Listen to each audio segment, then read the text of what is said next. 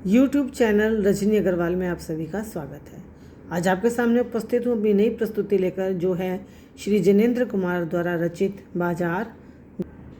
बच्चों, ये एक विचारात्मक निबंध है। इसमें लेखक ने उपभोक्तावाद एवं बाजारवाद की मूल अंतर वस्तु को समझाने की कोशिश की है। जनेंद्र जी ने इस निबंध के माध्यम से अपने परिचित एवं मित्रों से जुड़े अनुभव के माध्यम से ये कुछ बताया है कि बाजार की जादुई ताकत कैसे हमें अपना गुलाम बना लेती है। उन्होंने बताया कि अगर हम आवश्यकता अनुसार बाजार का सदुपयोग करें तो उसका लाभ उठा सकते हैं, लेकिन अगर हम ज़रूरत से दूर बाजार की चमक दमक में फंस गए तो वह असंतोष, तृष्णा और ईर्ष्या से घायल कर हमें सदा के लिए बेकार बना सकता है। इन्हीं भावों को लेखक ने जो है अपने अनेक अनुभवों के द्वारा हमें बताने का प्रयास किया है। लेखक बताते हैं कि एक बार उनके एक मित्र अपनी पत्नी के साथ बाजार में एक मामूली सी वस्तु खरीदने के लिए गए थे, लेकिन जब वे लौट कर आए तो उनके हाथ में बहुत से सामान के बंडल थे। लेखक बताते हैं कि इस समाज में असंयमी और संयमी दो तरह के लोग होते हैं। ऐसे जो कुछ बेकार खर्च करते हैं, लेकिन कुछ ऐसे भी संयमी होते हैं जो फिजूल सामान के फिजूल समझते हैं। ऐसे लोग अपव्यय न करते हुए केवल आवश्यकता अनुसार ही खर्च करते हैं, और ये लोग पैसे को जोड़कर गर्वीला बने।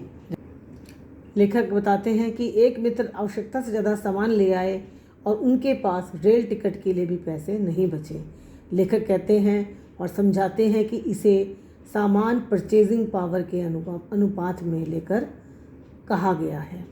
जो बाजार पूर्ण रूप से सजा धजा होता है, वह ग्राहकों को अपने आकर्षण में फंसाकर आमंत्रित करता है कि आओ मुझे लूट लो।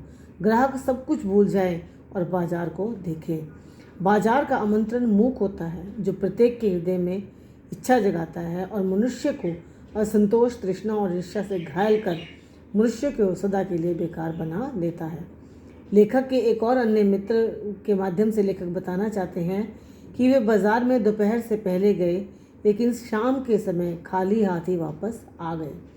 उन्होंने खाली हाथ आने का यह कारण बताया कि सब कुछ खरीदना चाहता था, इसीलिए इस चाह में वह कुछ भी खरीद कर नहीं लाए। बाजार में जाने पर इच्छा घेर लेती है, जिससे मन जो है बहुत ज़्यादा दुखी होता है। लेखक आगे बताते हैं कि बाजार का रूप सौंदर्य का ऐसा जादू होता है जो आँखों के रास्ते हमारे दिल में प्रवेश करता है और अपने चुंबकीय जादू के समान मनुष्य को अपनी तरफ आकर्षित कर लेता है। जेब भरी हो तो बाजार में जाने पर मनुष्य निर्णय नहीं कर पाता कि वह क्या क्या सामान खरीदे, क्योंकि उसे सभी सामान आराम सुख देने वाले प्रतीत होते हैं। लेकिन जादू का असर उतरते ही मनुष्य को फैंसी चीज़ों का आकर्षण कष्ट देने वाला लगता है और वह दुखी हो उठता है। मनुष्य को बाजार में मन को भरकर जाना चाहिए, क्योंकि जैसे गर्मी की लू में यदि पानी पीकर जाएं तो लू की तपन व्यर्थ हो जाती है, वैसे ही मन ने लक्ष्य से भरा हो तो बाजार का आकर्षण भी व्यर्थ हो जाएगा। इसीलिए हमें संयमी होकर ही जो है बाजार में जाना चाहिए। आँख फोड़कर मनुष्य लोभ से नहीं बच सकता, क्योंकि ऐसा करके वह अपना ही अहित करता है।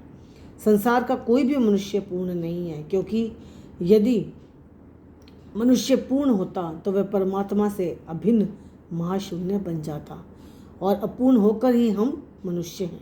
सत्य ज्ञान सदा इसी अपूर्णता के बोध को हम में गहरा करता है तथा सत्य कर्म सदा इस अपूर्णता की स्वीकृति के साथ।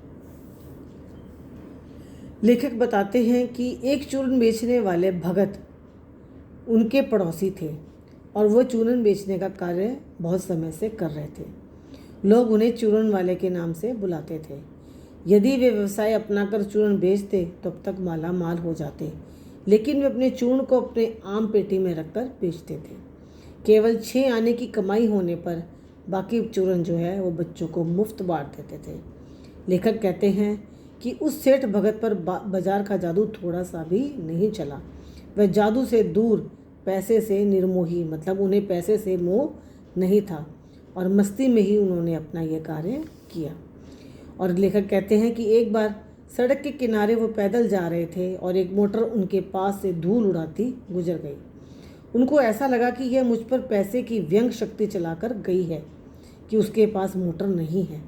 लेखक के मन में भी आता है कि उसने भी मोटर वाले माँ बाप के यहाँ जन्म क्यों नहीं लिया, लेकिन ये पैसे की व्यंग शक्ति उस चूरन बेचने वाले व्यक्ति पर नहीं चल सकी।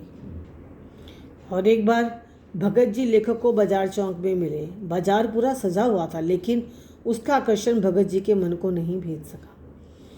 उनके लिए स्टोर चौक बाजार से गुजरते हुए एक छोटे से पंसारी की दुकान से उन्होंने अपना जरूरी सामान लिया और चांदनी चौक का आमंत्रण जो है उन्हें व्यर्थ लगा, क्योंकि अपना सामान खरीदने के बाद सारा बाजार उनके लिए व्यर्थ हो जाता था।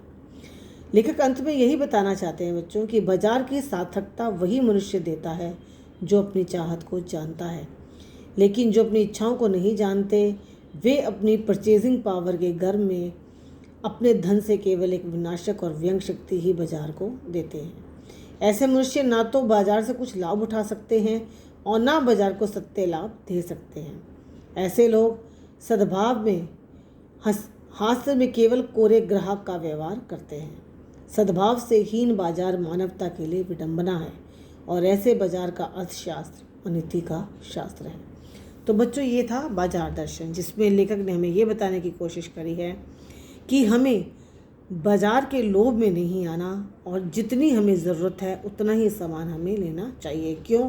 क्योंकि बाजार का जादू जो है हमारे अंदर मोह जो है पैदा करता है, परंतु अगर हम संयमित होकर चलते हैं तो हम इस बाजार के जादू से जो है बच सकते हैं और अपने पैसों को ही बचाकर हम अपने ऊपर गर्व कर सकते हैं। ये थी बेटा कहानी बाजार दर्शन। आशा करती हूँ ये निबंध आपको बहुत अच्छे से समझ आया होगा।